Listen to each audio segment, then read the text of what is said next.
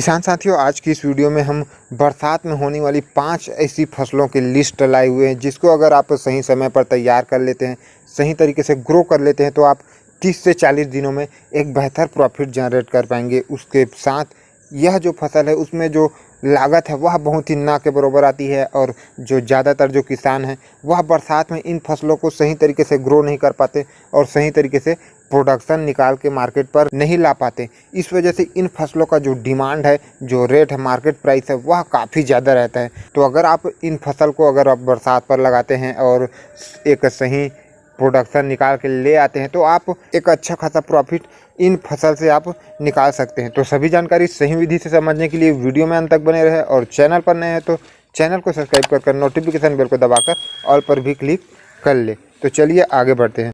तो किसान साथियों, सबसे पहले नंबर पर जो हमने फसल रखा हुआ है वह है धनिया की। धनिया की खेती हर मौसम पर आप कर सकते हैं, लेकिन जो बरसात का जो समय होता है, खरीफ का जो सीज़न होता है, वहाँ पर सभी किसान सही तरीके से ग्रो नहीं कर पाते। इस वजह से मार्केट में जो इसका डिमांड है वह लगातार बना रहता है और इसका प्राइस जो है, रेट, वह भी एक बेहतर आपको देखने को मिलता है। वहीं पर इसकी अगर हम लागत की बात करें तो लागत भी बिल्कुल ना के बराबर आती है। लगभग 10 से 15 हज़ार के बीच में आपको लागत लगने वाला है। और वैसे में अगर आप एक सही तरीके से ग्रो कर पाते हैं, एक अच्छा खासा प्रोडक्शन निकाल के ला पाते हैं, तो वैसे में आप एक अच्छा खासा प्रॉफिट आप जनरेट कर सकते हैं। धनिया की जो हार्वेस्टिंग है वह लगभग 30 से 40 दिन में स्टार्ट होकर 50 दिन के आसपास ख़त्म हो जाती है। दूसरे नंबर पर जो हमने फसल रखा है किसान साथियों वह है मूली की।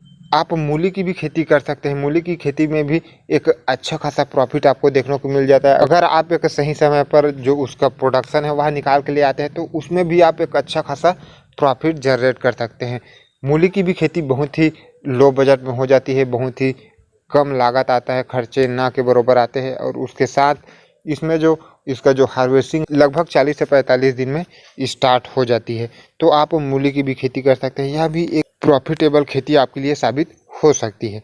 तीसरा जो फसल है वह है पालक। पालक का जो डिमांड है वह लगभग पूरे वर्ष भर रहता है, लेकिन बरसात में इसका जो डिमांड है वह सबसे ज़्यादा रहता है।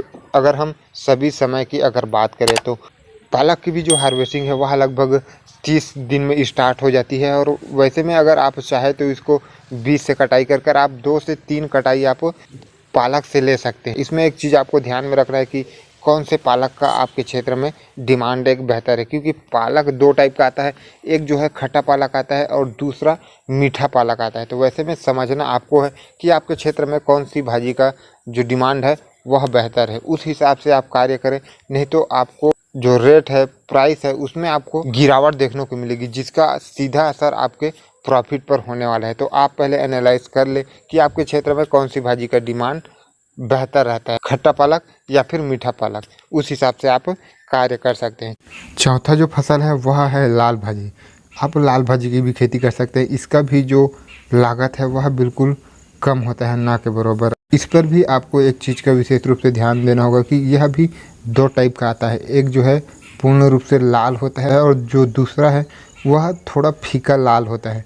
तो इस पर भी आप ध्यान दे सकते हैं। उसके हिसाब से आप लाल भाजी की भी खेती कर सकते हैं। इसकी भी जो हार्वेस्टिंग है वह लगभग 30 से 35 दिन में स्टार्ट हो जाती है और इसका भी आप 2 से 3 बार आप कटाई कर सकते हैं। और अगर आप चाहे तो आधे क्षेत्र में आप पालक भाजी की और आधे क्षेत्र में आप लाल भाजी की भी खेती कर सकते हैं, क्योंकि कई क्षेत्र पर देखा गया है कि लाल भाजी और पालक भाजी दोनों का कॉम्बिनेशन सब्जी में खाना बहुत ही ज़्यादा पसंद किया जाता है।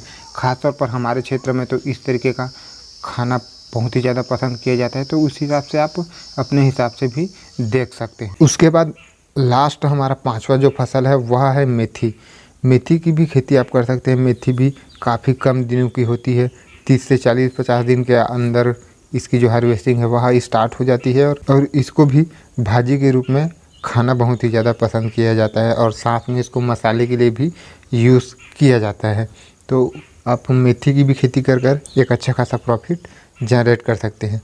तो यह वो 5 फसल थी जिसकी खेती कर आप काफ़ी कम समय में एक अच्छा खासा प्रॉफिट जनरेट कर सकते हैं, अगर रेट सही मिल जाता है और अगर आप सही मैनेजमेंट के साथ एक अच्छा खासा प्रोडक्शन निकाल कर ले आते हैं। तो तो उम्मीद है आपको यह वीडियो पसंद आई हो। आप इस वर्ष बरसात के सीज़न पर कौन सी खेती कर रहे हैं कमेंट में अवश्य बताएं। वीडियो पसंद आई हो तो एक लाइक और चैनल को सब्सक्राइब करने के साथ साथ नोटिफिकेशन बेल को दबाकर ऑल पर भी क्लिक कर लें। मिलते हैं इसी तरीके का एक और इम्पोर्टेंट वीडियो के साथ, तब तक के लिए जय जवान जय किसान।